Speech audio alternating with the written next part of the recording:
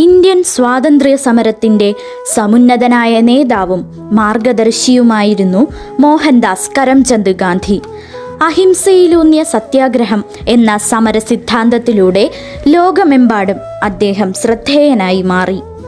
സ്വതന്ത്ര ഇന്ത്യയുടെ രാഷ്ട്രപിതാവ് എന്ന വിശേഷണത്തിന് അർഹനായ അദ്ദേഹം കേവലമൊരു രാഷ്ട്രീയ നേതാവ് എന്നതിലുപരി ദാർശനികനായും അറിയപ്പെട്ടു.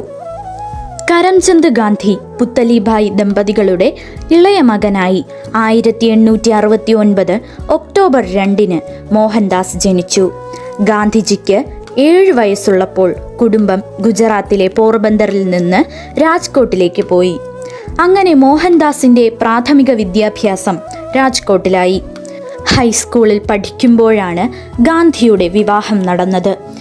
പോർബന്ദറിലെ ഒരു വ്യാപാരിയുടെ മകളായ കസ്തൂർബയായിരുന്നു വധു. അക്കാലത്ത് കൗമാര വിവാഹം സാധാരണമായിരുന്നു.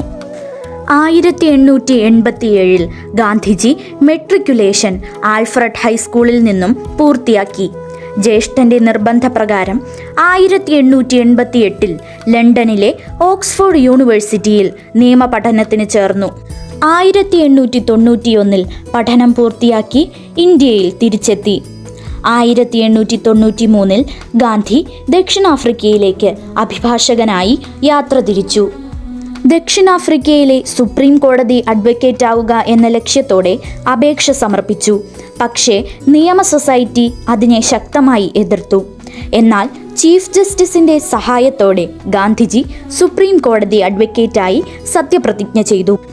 ദക്ഷിണാഫ്രിക്കയിലെ വർണ്ണവിവേചനം അദ്ദേഹത്തിന്റെ മനസ്സിൽ മാറ്റങ്ങൾ വരുത്തി.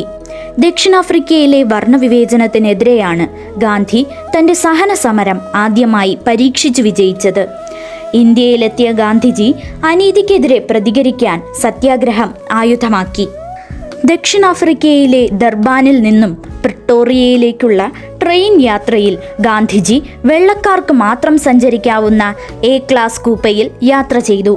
ആയതിനാൽ ഗാന്ധിജിയെ വെള്ളക്കാർ മർദ്ദിക്കുകയും പീറ്റർ മാരിറ്റ്സ്ബർഗിൽ ഇറക്കിവിടുകയും ചെയ്തു.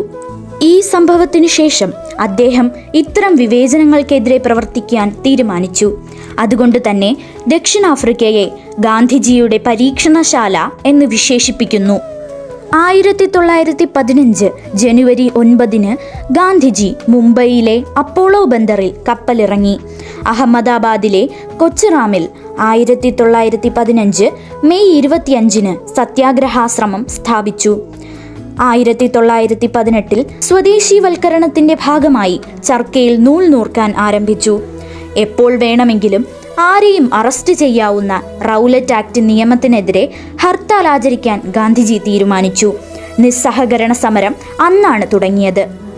ദില്ലിയിൽ നടന്ന പോലീസ് വെടിവയ്പ്പിനെ കുറിച്ച് അന്വേഷിക്കാനായി അങ്ങോട്ട് പോയ ഗാന്ധിജിയെ നിരോധനാജ്ഞ ലംഘിച്ചു എന്ന് പറഞ്ഞ് അറസ്റ്റ് ചെയ്തു. അറസ്റ്റിൽ പ്രതിഷേധിച്ച് ഇന്ത്യയിലെങ്ങും ഹർത്താൽ ആചരിച്ചു. ഇതിനെ തുടർന്ന് ജാലിയൻ വാലാബാഗിൽ വച്ച് സമരക്കാർ കൂട്ടക്കൊല ചെയ്യപ്പെട്ടു.